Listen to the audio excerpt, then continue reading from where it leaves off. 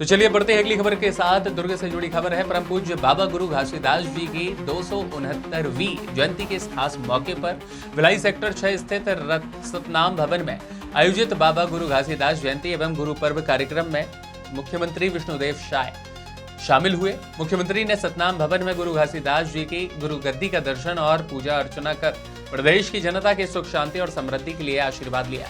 इस अवसर पर प्रदेश के तकनीकी शिक्षा और रोजगार, कौशल विकास और अनुसूचित जाति विकास मंत्री गुरु खुशवंत साहिब, स्कूल शिक्षा, ग्रामोद्योग, विधि एवं विधायी मंत्री गजेंद्र यादव, अनुसूचित जाति विकास प्राधिकरण के उपाध्यक्ष विधायक डोमन लाल कोटसेवाड़ा तथा विधायक रिकेश सेन विशेष रूप से उपस्थित रहे। कार्यक्रम को संबोधित करते हुए मुख्यमंत्री विष्णुदेव साय ने कहा कि समाज के गौरवशाली अवसर पर सभी जनप्रतिनिधियों के साथ बाबा गुरु घासीदास जयंती कार्यक्रम में शामिल होना हमारे लिए सौभाग्य की बात है। आगे उन्होंने स्पष्ट कहा कि 18वीं सदी से जब समाज छुआछूत और भेदभाव से ग्रसित था, तब बाबा गुरु घासीदास जी ने सत्य और अहिंसा का मार्ग दिखाया और मन के एक समान का अमर संदेश देकर मानवता को नई दिशा देने का काम किया। इस खास खबर के लिए दुर्ग से दीपमाला सिन्हा की खास रिपोर्ट। आईडी लगा रहे क्या? लगा लीजिए। जी आज सतनाम भवन में इतना बड़ा कार्यक्रम हुआ, मुख्यमंत्री जी आए थे, क्या कहना चाहेंगे, समाज को क्या संदेश देंगे? मैं सबसे पहले तो पूरे भिलाई वासियों को, छत्तीसगढ़ वासियों को बाबा गुरु घासीदास जी के 269वीं जयंती की बहुत बहुत बधाई देता हूं, शुभकामना भी देता हूं। और मैं हमारे यहाँ के पूरे समाज को और साथ में सभी समाज को बधाई देता हूं। बड़े धैर्य से हमारे आज के मुख्य अतिथि का उद्बोधन सुनने के लिए सुबह से लेकर शाम तक, जबकि हमारे मंची कार्यक्रम कुछ कारणों से, सुरक्षा के कारणों से नहीं हो पाया, उसके बावजूद भी बहुत धैर्य से हमारे समाज के और बाकी लोग भी धैर्य से खड़े रहे। मैं सभी को धन्यवाद देता हूं और मुख्यमंत्री जी को भी बहुत बहुत धन्यवाद देता हूं कि तय समय पर आए और हमारी बहुत लक्षित मांग को भी पूरा किए। उसके लिए भी हृदय से छत्तीसगढ़ शासन को भटक जाते हैं, उनको क्या संदेश देना चाहेंगे? देखिए, बाबा गुरु घासीदास के संदेश में ही उनकी मुक्ति का द्वार है। चाहे वो मेरे समाज से हो या किसी भी समाज से हो, तो पूरे मानव के लिए। और जो समरसता पंथ की बात की है वो सबके लिए है। सच बोलना ही तो सबसे बड़ा है, सच सुनना। जैसे हमारे खुशवंत साहिब धर्मगुरु जी ने भी बोले, सत्य सुनना है, सत्य बोलना है और सत्य को आत्मसात करना है। तो जो उसके शरण में आएंगे बाबा जी के बताए रास्ते में, और उनका तो एक ही सबसे बड़ा है जो कि 269वीं वर्ष पहले बोले थे कि मनखे एक समान।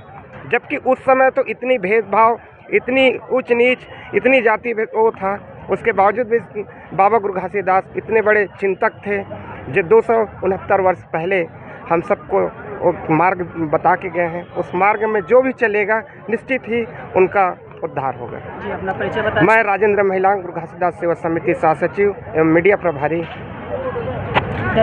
बाबा गुरु घासीदास जी की 269वीं जयंती है, उस अवसर पर क्या कुछ कार्यक्रम रहा है, विस्तार होता है? मैं तो सबसे पहले बाबा जी को उनके चरणों में श्रद्धा सुमन अर्पित करता हूं और ये बताना चाहता हूं कि हमारे गुरु घासीदास सेवा समिति के तत्वाधान में हमारा जो 3 दिवसीय जो कार्यक्रम है, 14 तारीख को हम लोगों ने खेल कूद प्रतियोगिता और सामान्य ज्ञान प्रतियोगिता का आयोजन किया। 17 तारीख को भव्य सतनाम शोभा यात्रा का आयोजन किया गया। आप सब लोगों ने देखा होगा कि लगभग 4 किलोमीटर की लंबी दूरी तक ये हमारे समाज की जो लोगों ने भव्य शोभा यात्रा निकाला और बहुत धूमधाम के साथ में निकाला। इसी प्रकार से बाबा जी की जो जयंती है आज हम सब लोगों ने हर्षोल्लास के साथ मनाया।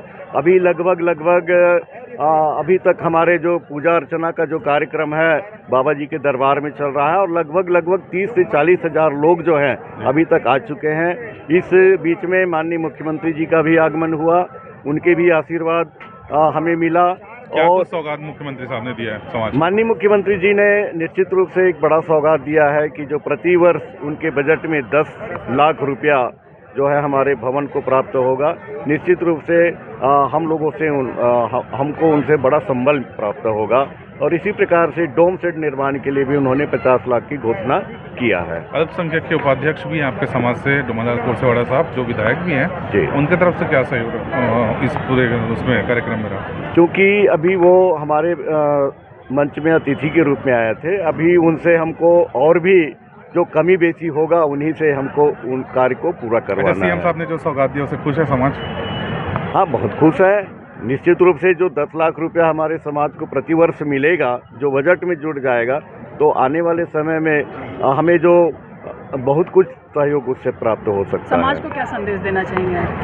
मैं समाज को यही संदेश देना चाहूँगा कि बाबा गुरु घासीदास जी का जो संदेश है बहुत सिंपल है, सरल है, मनखे एक समान और सत्य के मार्ग पे चलने का, जो हर मानव समाज के लिए, चाहे वो कोई भी समाज के लिए हो, उसको जीवन में आत्मसात करेगा, वो निरंतर विकास की ओर बढ़ेगा।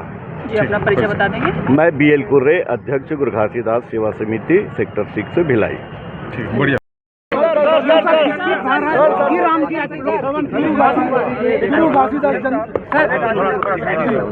क्या कहेंगे सर? आईडी नीचे करना, आईडी डाउन करो, आईडी डाउन करो, आईडी डाउन करो, डाउन और down down down down down down कर लो ना, डाउन। सबसे पहले समस्त छत्तीसगढ़ वासियों को पूज्य बाबा गुरु घासीदास जयंती की आज 18 दिसंबर है। 18 दिसंबर को बाबा गुरु घासीदास जी की जयंती मनाते हैं और आज हमारा ये तीसरा कार्यक्रम है। इसके पहले हम श्वेत गंगा गए, लालपुर गए और अभी इस्पात नगरी भिलाई में हैं और तीनों जगह बाबा गुरु घासीदास जी की पूजा अर्चना किए हैं और छत्तीसगढ़ की खुशहाली के लिए उनसे आशीर्वाद मांगे। विकसित भारत जी राम की आज लोकसभा में प्रवेश हुआ है, लेकिन प्रियंका गांधी का ये कहना है कि हम मनरेगा का नुकसान होगा, हम इस बिल को पास नहीं होने। इस बीच से क्या फायदा? बिल्कुल फायदा होगा। मनरेगा का ही नाम रखा गया है। हाँ, और इससे निश्चित रूप से सबको लाभ होगा। कांग्रेस कह रही है भारतीय जनता पार्टी के कार्यालयों का घेराव हो रहा है। पहली बार ऐसा भाजपा कार्यालयों का घेराव किया जा रहा है कांग्रेस द्वारा। और करने में बहुत अंतर होता है, जमीन और आसमान का फर्क होता है। वो लोग बोलते कुछ हैं और ठीक उसके विपरीत करते हैं। और आज भारत की जनता का विश्वास खो चुके हैं, इसलिए एक समय पूरे देश और प्रदेशों में एक छत्र शासन चलाने वाली कांग्रेस सिमट के रह गई। नेशनल हेराल्ड से क्या क्लीन चिट मिल गई है? नेशनल हेराल्ड से गांधी का ये कहना है कि जो जी राम जी जो बिल होगा उसका हम विरोध करेंगे, हम उसको नहीं लाने देंगे इस बिल विधेयक को।